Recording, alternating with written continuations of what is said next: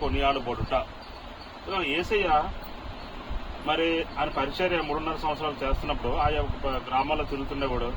గ్రామాల్లో తిరుగుతూ పరిసర ప్రాంతాల్లోని మరి దేవుని వాక్యం బోధిస్తుండేవాడు. ఆయన బోధకుడు, అందుకే అందరూ రబ్బీ అనేవారు. ఆ తర్వాత ఆయన అవసరం ఉన్న వాళ్ళు స్వస్థపరిచేవాడు. చాలా మందిని స్వస్థపరిచాడు. ఆఖరికి చనిపోయిన వాళ్ళు కూడా ఆయన తిరిగి లేవనెత్తాడు. సో ఈ విధంగా ఆయన పరిచయం చేస్తున్న అనేక మంది లాభం పొందారు. సో అనేక మందికి యేసయ్య అంటే ఎవరో తెలుసు.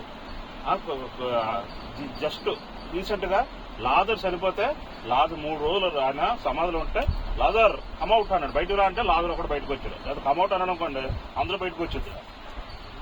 అందుకే లాజర్ కమౌట్ అంటే లాజర్ బయటకు రమ్మంటే అతను ఒకటి బయటకు వచ్చాడు.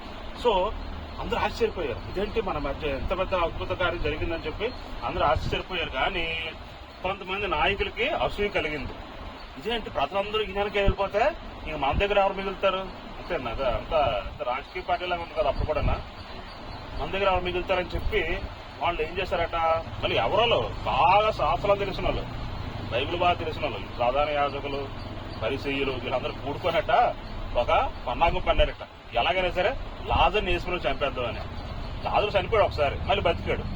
ఇప్పుడు లాజర్ని వేసుకుని చంపేద్దాం ప్లాన్ వేసేస్తున్నారు వాళ్ళు. ఏంటి మరి వాళ్ళు బైబిల్ చదువుతారు. బైబిల్ చదివి ఏమర్థం ఉంది వాళ్ళకి? దేవుడు ప్రేమ కానీ మరి ధర్మశాస్త్రం బోధించడం ఎలా పనులు చేయొచ్చా? సో వాళ్ళు ప్లాన్ చేసేసరికి ప్లాన్లే చేస్తున్నారు. ఇందులో పస్కా పండుగ వచ్చింది.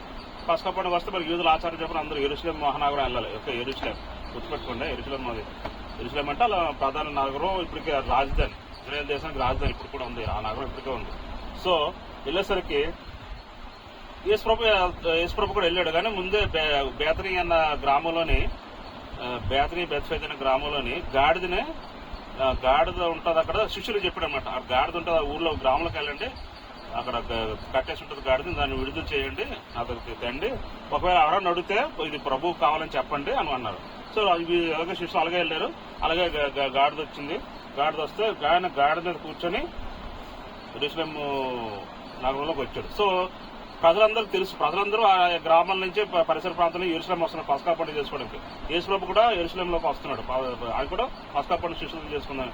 అందరికి తెలిసింది కాబట్టి ఈయనే మా మెస్సయ్య అని చెప్పి అందరూ అరుస్తున్నారు, కేకలు వేస్తున్నారు. ఏమని రాశారు? మత్తయి 21:9. ఓకే, మత్తయి 21 చూసినట్లయితే దావీదు కుమారునికి జయము గట్టిగా అరుస్తున్నారు అందరూని, మన పొలిటికల్ ర్యాలీస్ లాగా అనమాట. ప్రభువు పేరట వచ్చేవాడు స్తుతింపబడును గాక. ఓకే, దావీదు కుమారునికి జయము అన్నది నాతో చెప్పండి. దావీదు కుమారునికి జయము, ప్రభువు పేరట వచ్చేవాడు స్తుతింపబడును గాక. అదేనమాట అరుస్తున్నారు. ఎందుకంటే మన భారతదేశంలాగే అక్కడ ఇజ్రాయెల్ దేశం కూడా పరాయి పాలన ఉంది, విదేశీయుల పాలన ఉంది. మన భారతదేశం ఎవరు పరిపాలించారు తెలుసు కదా? 1947 వరకు బ్రిటిష్ వారు పరిపాలించారు. అంటే ఐరోపా ఖండానికి చెందిన బ్రిటిష్ వారు మనం పరిపాలించారు. ఇప్పుడు అక్కడ యేసుప్రభు కాలంలోనే ఐరోపా ఖండానికి చెందిన రోమియోలు కూడా పరిపాలించారు. వాళ్ళ లైట్ ఉంటే రోమియోలు పరిపాలించారు. సో అక్కడ కూడా ఐరోపా వారే. అర్థమవుతుందా?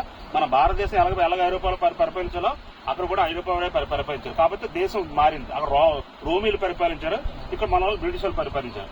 వాళ్ళకి కూడా అక్కడ ఉన్న ఇజ్రాయేల్ కూడా వాళ్ళకి స్వాతంత్ర్యం కావాలి, ఈ పరాయి పాలన స్వాతంత్ర్యం కావాలన్నమాట. అలా స్వాతంత్ర్యం ఎవరు సాధిస్తారని చెప్పి వాళ్ళు ఎదురు చూస్తున్నారు. ఇంతలోకి ఈయన మనం స్వాతంత్రం సాధిస్తే ఈయన మెస్సయ్య అని చెప్పి ఈయన వెనకాల పడ్డారు, ఊరేగించినప్పుడు గాడిద మీద బట్టలు వేసారట. బట్టల మీద ఆయన కూర్చున్నాడు. అదంతా బట్టలేముచ్చి బట్టలు కింద వేసారట. దాంతో ఆకులు తెచ్చి ఆకులేముచ్చి కొమ్మలు ఆకులు రోడ్డు మీద వేస్తే గాడిద నడుస్తా ఉంది మెల్లిగా, దాని మీద ఆయన కూర్చున్నాడు. అందరూ జయజయలు పలుకుతున్నారు అనమాట. ఎందుకంటే అందరూ అనుకున్నారు ఈయన మా రాజు, మాకు రోమియోల నుంచి విడుదలిస్తాడు అని చెప్పి వాళ్ళందరూ అనుకుని ఎంతో అరుస్తున్నారు, కేకలేస్తున్నారు. కానీ